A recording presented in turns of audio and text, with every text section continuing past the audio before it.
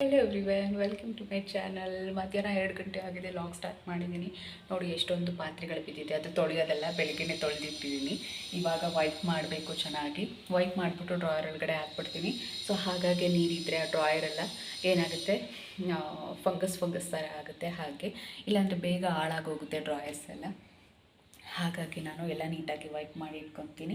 ಅದಲ್ಲದೆ ಅಕ್ಕಿ ಹಿಟ್ಟು, ರಾಗಿ ಹಿಟ್ಟು, ಗೋಧಿ ಹಿಟ್ಟು ಎಲ್ಲ ಸ್ಟೋರ್ ಮಾಡುವಂತಹ ಬಾಕ್ಸಸ್ಗಳಿದೆ ಅಲ್ವಾ, ಇಂಥದ್ದು 5 kg ಬಾಕ್ಸಸ್ಗಳನ್ನ ನಾನು ಬಿಸಿಲಿಗೆ ಹಾಕಿದ್ದೆ, ತೊಳೆದು ಅದನ್ನು ವೈಪ್ ಮಾಡಿ ಇಟ್ಕೊತಾ ಇದ್ದೀನಿ.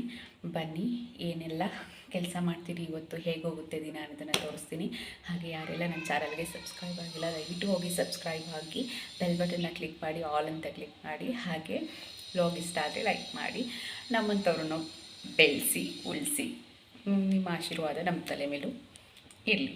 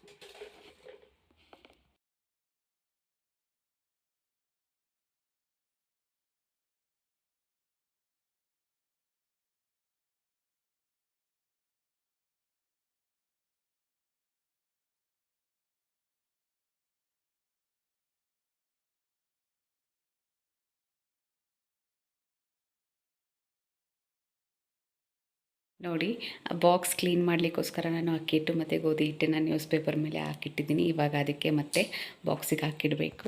ಬಾಕ್ಸ್ಗಳೆಲ್ಲ ತೊಳೆದಾದ್ಮೇಲೆ ನಾನು ಗೋಧಿ ಹಿಟ್ಟನ್ನು ರೀಸ್ಟೋರ್ ಮಾಡೋದಿತ್ತು. ಮೊನ್ನೆ ತಾನೇ 5 kg ಗೋಧಿ ಹಿಟ್ಟನ್ನು ತೊಗೊಂಬಂದಿದ್ರು ನಮ್ಮ ಮನೆಯವರು. ಅದು ತೊಳೆದಿಟ್ಕೊಳ್ಳೋಣ ಅಂತ ಹಾಗೆ ಇಟ್ಟಿದ್ದೆ, ಅದಕ್ಕೂ ಹಾಕ್ಕೊಂಡೆ. ಹಾಗೆ ಕೆಲವೊಂದು ಗಿಡಗಳನ್ನು ಬಿಸಿಲಲ್ಲಿ ಕೆಳಗಡೆ ಇಟ್ಟಿದ್ವಿ. ಅದು ಯಾಕೋ ಬಿಸಿಲು ಕಿರಣಗಳು ಬೀಳ್ತಾ ಇರಲಿಲ್ಲ. ಅಂದರೆ ನಮ್ಮ ಪಕ್ಕದ ಮನೆಯಲ್ಲಿ ಮನೇನ ಕಟ್ತಾ ಇರೋದ್ರಿಂದ, ಕನ್ಸ್ಟ್ರಕ್ಷನ್ ಆಗ್ತಾ ಇರೋದ್ರಿಂದ, ಟಾರ್ಪಲ್ ಹಾಕಿರೋದ್ರಿಂದ ನಮ್ಮ ಮನೆ ಹತ್ರ ಬಿಸಿಲೇ ಬೀಳ್ತಾ ಇಲ್ಲ. ಹಾಗಾಗಿ ಕೆಳಗಡೆ ಇಟ್ಟಿದ್ವಿ. ಅದನ್ನು ಮತ್ತೆ ತಂದು ನಾನು ಮೇಲ್ಗಡೆ ಇಟ್ಟಿದ್ದೆ. ಸೂರ್ಯನ ಕಿರಣಗಳು ಗಿಡಗಳಿಗೆ ತುಂಬ ಅಂದರೆ ತುಂಬಾ ಇಂಪಾರ್ಟೆಂಟು. ಮನುಷ್ಯರಿಗೆ ಹೇಗೆ ಇಂಪಾರ್ಟೆಂಟು ಅದಕ್ಕೂ ಹಾಗೇ ಇಂಪಾರ್ಟೆಂಟು. ಹಾಗೆ ನಾನು ಸ್ವಲ್ಪ ಕ್ರೋಕರಿ ಐಟಮ್ಸ್ಗಳನ್ನ ನಾನು ಕ್ಲೀನ್ ಮಾಡ್ಕೊಳ್ಳೋದಿತ್ತು. ಅದಕ್ಕೋಸ್ಕರನೇ ನಾನು ಒಂದಿನ ಲಾಸ್ಟ್ ಡೇ ಕೂಲಾಗಿ ಮಾಡೋಣ ಅಂತ ನಾನು ಸಮಯನ ಹಾಗೆ ಬಿಟ್ಟಿರ್ತೀನಿ.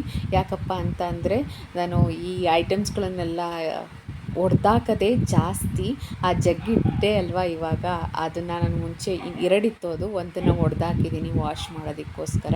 ನಾನು ಅದಕ್ಕೋಸ್ಕರ ಗ್ಲಾಸ್ ಕಂಟೈನರ್ಸ್ನ ನಾನು ಯೂಸೇ ಮಾಡಲ್ಲ.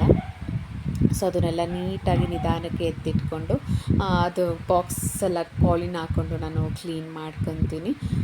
ನಮ್ಮ ಇಂಟೀರಿಯರ್ ಡಿಸೈನು ತುಂಬ ಚೆನ್ನಾಗಿ ಮಾಡಿಕೊಟ್ಟಿದ್ದಾರೆ. ತುಂಬ ಪೇಷನ್ಸಿಂದ ರಾಜಸ್ಥಾನಿಯವರು ಮಾಡಿದ್ದು. ನನಗಂತೂ ತುಂಬಾ ಇಷ್ಟ ಆಯಿತು. ನನಗೆ ಗ್ರೇ ಕಲರ್ ಮಾಡಿಸ್ಕೋಬೇಕು ಅಂತಲೇ ತುಂಬ ಇಷ್ಟ ಆಯಿತು. ಸೊ ಗ್ರೇ ಮತ್ತು ಸಿಲ್ವರ್ ಕಾಂಬಿನೇಷನ್ ಅಲ್ಲಿ ನಾನು ಇದನ್ನು ಕಿಚನನ್ನು ಮಾಡಿಸ್ಕೊಂಡೆ. ಹಾಗೆ ಮೇಂಟೆನೆನ್ಸು ಸ್ವಲ್ಪ ಚೆನ್ನಾಗಿರುತ್ತೆ. ತುಂಬ ವೈಟು ಅಥವಾ ಸ್ವಲ್ಪ ಗ್ರೇ ಲೈಟ್ ಕಲರ್ಸಲ್ಲಿ ಹೋದರೆ ಮೇಂಟೈನ್ ಮಾಡೋದು ತುಂಬ ಕಷ್ಟ ಆಗುತ್ತೆ ಅಂದ್ಬಿಟ್ಟು ನಾನು ಗ್ರೇ ಕಲರ್ಗೆ ಹೋದೆ. ನೋಡಿ ಹೆಂಗೆ ಬ್ರೇಕ್ ಆಗಿದೆ ಅಂತ. ಗ್ಲಾಸ್ ಕ್ಲೀನ್ ಮಾಡೋಕ್ಕೆ ಹೋದೆ, ಬಟ್ ಬ್ರೇಕ್ ಆಯಿತು, ಹೊಡೆದೋಯ್ತು. ನನ್ನ ಹಸ್ಬೆಂಡ್ ಏನಾದರೂ ನೋಡಿದ್ರೆ ಇದನ್ನು ಮುಗೀತು ನನ್ನ ಕತೆ. ಈ ಥರ ತುಂಬ ಗ್ಲಾಸ್ನ ನಾನು ಹೊಡೆದಾಕಿದ್ದೀನಿ. ಏನಿಲ್ಲ ಅಂದರೂ ಈ ಥರದ್ದು 1 ಡಜನ್ ಗ್ಲಾಸ್ ಇತ್ತು ನಮ್ಮ ಮನೆಯಲ್ಲಿ. ಅಪ್ಪಪ್ಪ ಅಂದರೆ ಇವಾಗ ಜಸ್ಟ್ 5 ಉಳ್ಕೊಂಡಿದೆ ಅಷ್ಟೇ. ಜಗ್ಗಿವೆ ನೋಡ್ತಾ ಇದ್ದೀರ ನೋಡಿ. ಇಲ್ಲಿ ನೋಡಿ, ಈ ಜಗ್ಗಿದೆಯಲ್ಲ, ಇದು 2 ಜಗ್ಗನ್ನ ತೊಗೊಂಬಂದಿದ್ದು ನನ್ನ ಹಸ್ಬೆಂಡು. ತೊಳೆಯೋದಕ್ಕೆ ಹೋಗಿ ಅಂತಲೇ ನಾನು ಎಲ್ಲ ಗ್ಲಾಸ್ನೂ ಹೊಡೆದಾಕಿದ್ದೀನಿ.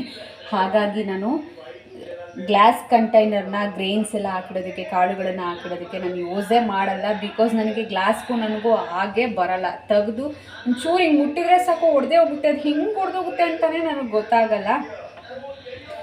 ತುಂಬ ಬೇಜಾರಾಗುತ್ತೆ. ತುಂಬ ದುಡ್ಡು ಕೊಟ್ಟು ತೊಗೊಂಬಂದಿರ್ತೀವಿ, ಈ ಥರ ಆಗ್ಬಿಟ್ರಂತೂ ನಮ್ಮನೆಯವರಂತೂ ನೋಡಿಬಿಟ್ರೆ ಮಮತಾ ಅಂದ್ಬಿಡ್ತಾರೆ. ಸೊ ಏನು ಮಾಡೋದು ಅಲ್ವಾ, ಮಿಸ್ ಆಗಿ ಹೊಡೆದೋಗ್ಬಿಡುತ್ತೆ. ಫ್ರೆಂಡ್ಸ್, ಈ ಮ್ಯಾಟ್ ಏನು ನೋಡ್ತಾ ಇದ್ದೀರಾ, ಇದು ವಾಟರ್ನ ಅಬ್ಸರ್ವ್ ಮಾಡ್ಕೊಳ್ಳುತ್ತೆ. ನಾನು ಗ್ಲಾಸ್ ಜಾರೆಲ್ಲ ಕ್ಲೀನ್ ಮಾಡುವಾಗ ಅಥವಾ ಈ ಗಾಜಿನ ಲೋಟಗಳನ್ನು ಕ್ಲೀನ್ ಮಾಡುವಾಗ ನೀರೆಲ್ಲ ಅಬ್ಸರ್ವ್ ಮಾಡ್ಕೊಳಕ್ಕಂತ ನಾನು ಇದ್ರ ಮೇಲೆ ಹಾಕ್ತೀನಿ. ನಿಮಗೆ ಇದು ಎಲ್ಲ ಆನ್ಲೈನಲ್ಲೂ ಸಿಗುತ್ತೆ ಮತ್ತು ಅಂಗಡಿಗಳಲ್ಲೂ ಸಹ ಸಿಗುತ್ತೆ. ಮ್ಯಾಟ್ಸ್ ಎಲ್ಲ ಮಾರ್ತಾ ಇರ್ತಾರೆ ನೋಡಿ. ಅದರಲ್ಲಿ ನಾನು ಹರಿಯಾಣ ಹ್ಯಾಂಡ್ಲೂಮ್ಸಲ್ಲಿ ನಮ್ಮ ಹಾಸನಲ್ಲಿ ತೊಗೊಂಬಂದಿರೋ ಅಂಥದ್ದು. ನಾನು ಇದಕ್ಕೆ 200 ಕೊಟ್ಟೆ ಅನಿಸುತ್ತೆ. ಇದ್ರ ಮೇಲೆ ಎಲ್ಲನೂ ನೀರೆಲ್ಲ ಸೋಡಾಕ್ತೀನಿ ನೀಟಾಗಿ. ನೋಡಿ, ಎಲ್ಲ ವಾಶ್ ಮಾಡಿಟ್ಟಿದ್ದೀನಿ. ಈ ಗ್ಲಾಸ್ ಏನು ನೋಡ್ತಾ ಇದ್ದೀರಾ, ಇದು ನಮ್ಮ ಮನೆ ಗೃಹ ಪ್ರವೇಶಕ್ಕೆ ಒಬ್ಬರು ಗಿಫ್ಟ್ ಮಾಡಿದ್ದಂಥದ್ದು 1 ಡಜನ್ನು. ಎಲ್ಲ ಒಡೆದಾಕಿ 2 ಇಟ್ಟಿದ್ದೀನಿ. ಇಲ್ಲೊಂದಿದೆ ನೋಡಿ, ಇಲ್ಲೊಂದಿದೆ. ಹಾಗೆ ನೋಡಿ, ನಾನು ಇವಾಗ ಗ್ಲಾಸ್ ಹೊಡೆದೋಯ್ತು ನೋಡಿ, ಅದು ಇದೇನೆ ನೋಡಿ, ಎಷ್ಟು ಬ್ಯೂಟಿಫುಲ್ ಆಗಿದೆ. ಮಿಸ್ ಆಗೊಡ್ದೋಯ್ತು. ಇದನ್ನೆಲ್ಲ ಈಗ ಆ ಮ್ಯಾಟ್ ಮೇಲೆ ಹಾಕ್ತೀನಿ. ಹಾಗೆ ತೊಳೆದಿಟ್ಟಿರೋವಂತಹ ಗ್ಲಾಸಸ್ಗಳನ್ನ ನಾನು ನೀರು ಅಬ್ಸರ್ವ್ ಮಾಡ್ಕೊಳ್ಳೋದಕ್ಕೋಸ್ಕರ ಮ್ಯಾಟ್ ಮೇಲೆ ಹಾಕ್ತೆ. ಅದು ಚೆನ್ನಾಗಿ ನೀರು ಅಬ್ಸರ್ವ್ ಮಾಡ್ಕೊತು.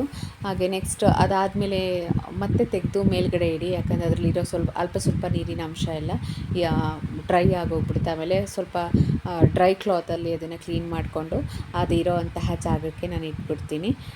ನೋಡಿ, ಈ ಥರ ಜೋಡಿಸಿಟ್ಟಿದ್ದೀನಿ ನಾನು. ಎಷ್ಟೇ ಬಿ ಕೇರ್ಫುಲ್ಲಾಗಿ ನಾನು ಹ್ಯಾಂಡಲ್ ಮಾಡೋಕ್ಕೆ ಹೋದ್ರೂ ಅದು ಹೇಗೆ ಹೊರಟೋಗುತ್ತೆ ಅಂತ ನನಗೆ ಗೊತ್ತಾಗಲ್ಲ. ಹಾಗೆ ಹಬ್ಬಕ್ಕೆ ಬಳೆಗಳನ್ನು ನಾನು ತೊಗೋಬೇಕಾಗಿತ್ತು. ಹಾಗಾಗಿ ಒಂದು ಫ್ಯಾನ್ಸಿ ಸ್ಟೋರ್ಗೆ ಹೋದೆ. ನಮ್ಮನೆ ಹತ್ರನೇ ಇದೆ ಇದು.